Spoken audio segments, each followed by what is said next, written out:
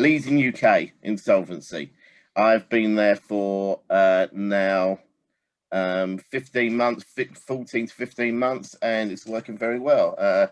Our offices are in Norwich and Boreham Wood and London, and we've got facilities in Nottingham and Birmingham. So we're fairly around. There's 20 staff, and we do what it does on the label. So let me just go to the next. So does that say company insolvency? Yeah. Yep. Right. And there you go.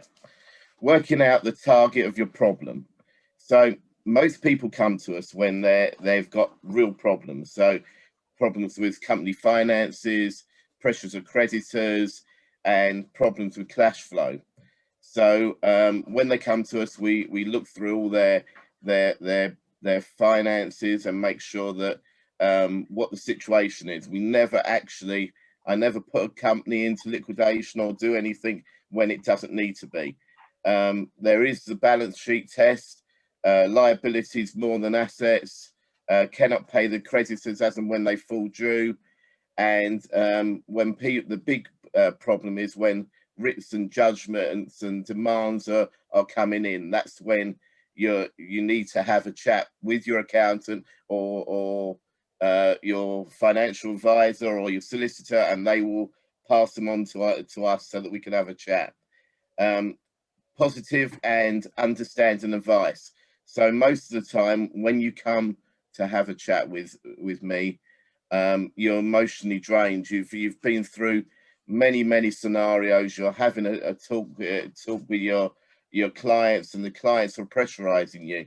You make sure that they are actually getting a bit upset that you're not paying your debts, and so it happens when not only is it that you're discussing matters with your clients to try and help, it affects family as well, and everything's pressure's on. So I've got 30 years experience helping companies and individuals. I've done thousands of different companies that all with different issues.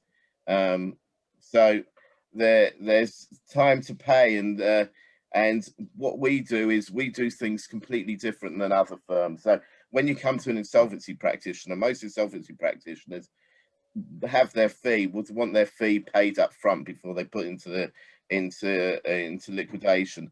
We give people time to pay, and that's the difference between us and many other firms. So we ask for a deposit, and then we can do it over a few months for the fee, which most insolvency practitioners won't do. Most people won't put a company into liquidation until their fee is firmly paid, because there's nothing stopping you walking away. But we know that we've got trust in our clients, and we know that they will pay us. Next slide. Oh, let's go back one. So when you get to the stage of knowing that you're having difficulty, it's like a mountain to climb. You don't know where to go, what to do.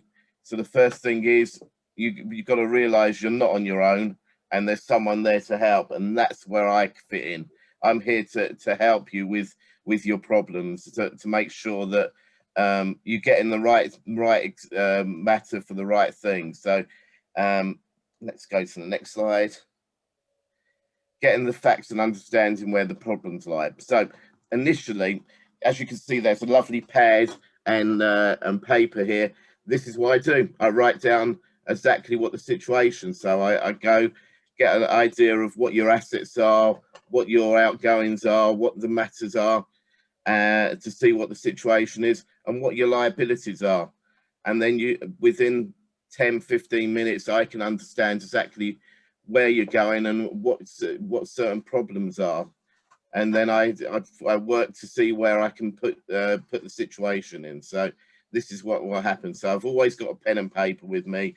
I've always got making notes to make sure that I can help you. So initially, when I get details of a company, I go onto company's house, get a few facts, make sure that I know exactly what the situation with the company prior to actually having a conversation with them. So So the difference between a creditor's voluntary liquidation and a compulsory liquidation. Basically, creditor's voluntary liquidation is when the directors and shareholders decide to place the company into liquidation, and they usually instruct the insolvency practitioner. And this process is different to a compulsory liquidation because you have more control. You have to say you've put your hands up and say, look, I'm having difficulty. I need to close my company down, but I want to do it in the right way. I owe certain monies such as VAT, bounce back loan. Bounce back loan has been the major thing that people have been coming to recently because it's an unsecured debt. The government made it that it's a debt that you don't, it's not personally guaranteed. And if you use the money in the right way, there's nothing stopping you holding your hands up and saying, look, I can't afford to pay this back. I need to start again and close your business down. Obviously, if you went out and bought yourself a Maserati and you're buying Picassos on the wall, you're going to have difficulty because somebody's going to find out that you've done that. But if you used it to continue your business, there's no reason why you couldn't put the company into liquidation. As opposed to compulsory liquidation. Compulsory liquidation is usually used when a creditor hasn't been paid and initially sends a statutory remand or 21-day notice. And when that's not paid, the creditor can petition by winding up the company through the court. And the official receiver is appointed, who is the government office, and literally is taken out your hands. The last year that compulsories haven't been used very much because of the coronavirus, and the court are reluctant to put companies into compulsory liquidation because of everybody having the difficulty. But I think that runs out at the end of June, and now matters are going to be that they're going to push, more people are going to push for getting their payment back out, and they're going to be putting petitions against companies. So it's going to be more and more people are going to have difficulties. So watch out, because where you thought you were safe before, there could be that people are going to be putting petitions against the company. Right. Solvent liquidations. Solvent liquidations are when a business is what's known as has more money than liabilities. So generally, when a business has served its purpose and the director either needs to close the company down due to retiring or other reasons, such as IR35, which is now a scenario when if you're one contractor to one person, one firm, you can't continue to work for that one person alone. So you need to become an employee, and then all these small limited companies need to close, and they've got finances in. They sometimes have 100,000, 200,000, 300,000, and they want to get it out the most tax efficient way, and that's a members voluntary liquidation.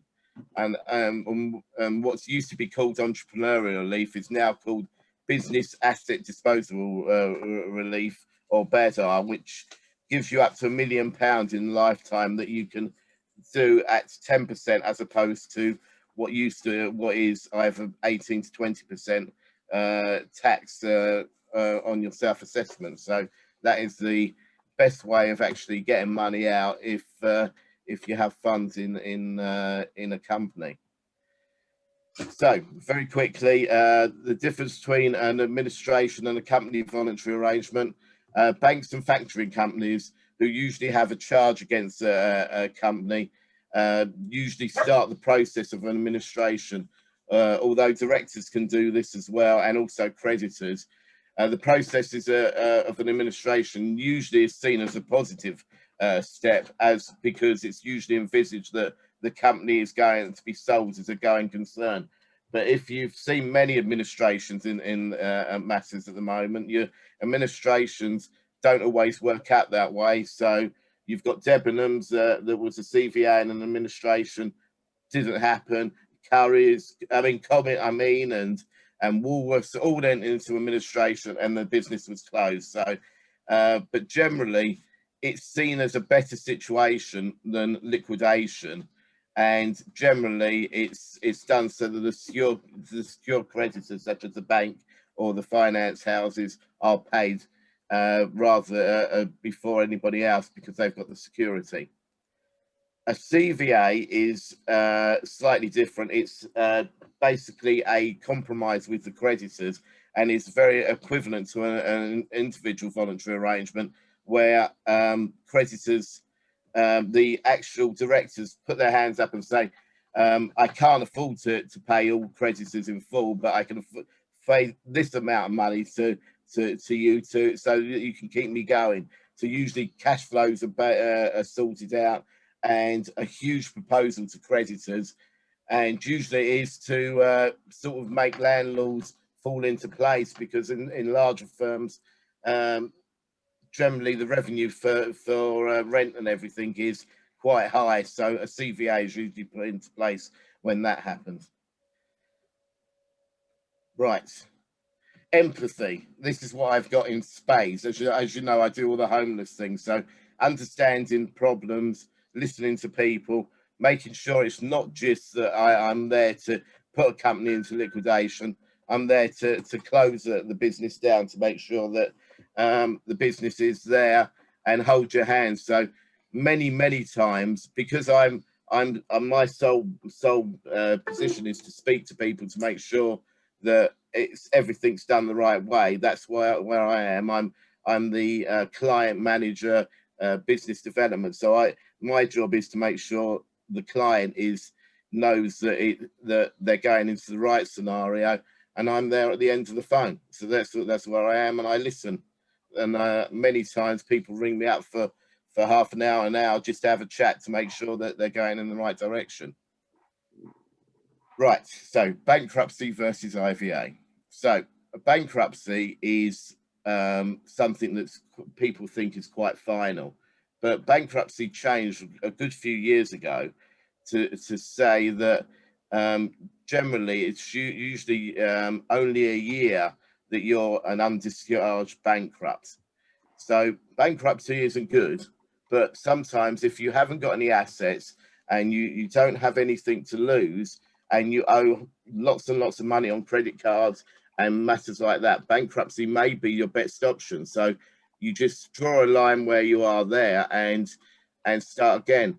Sometimes things get really rough personally and financially, and it affects your whole life. Bankruptcy and IVA could be the way out, but you need to consider lots of things. If you're a homeowner, you need to have a conversation with someone such as myself to make sure you're doing the right thing. I've had many conversations with people recently, and I know that sometimes there's another thing that we don't do personally called debt management. You can go to Step Change or whatever, who do free debt management with clients, and debt management is literally you're getting all your creditors together and you're making a small offer. Doesn't mean your debt's going to go away. Debt management is a stopgap, usually, not the final thing. Very rarely debt management is the final step to what you owe, but it gives you a breathing space. I mean, like I said before, I'm a counsellor and a financial advisor, but when you're doing an IVA can be that you're over 5 years, you can make a option to do a proposal to creditors. You usually have 60 months to make offers and make a single amount that you're paying to it, and after you've paid a percentage to your creditors, that's it. You've done it legally and it's final, and you're out the other side. People do it and it works very well, but you've always got to consult a professional insolvency advisor before you take that giant step. So this is me. Thank you very much, Jeremy, for providing me the backdrop. Usually it should be the back of the thing, but I do business rescue, company closure, personal insolvency. Those are my details. Leasing UK is one of the best firms I've ever worked for. Jamie Playford, who's the insolvency practitioner, with Alex Dunton is very, very commercial. And if we can help you, we will help you together, and we will do as much as we can to push you in the right direction and make it as simple and easy as possible when you're in financial difficulty. And as I always say, my last thing is, as you always know, I'm not the last person you need to speak to. I am probably the first.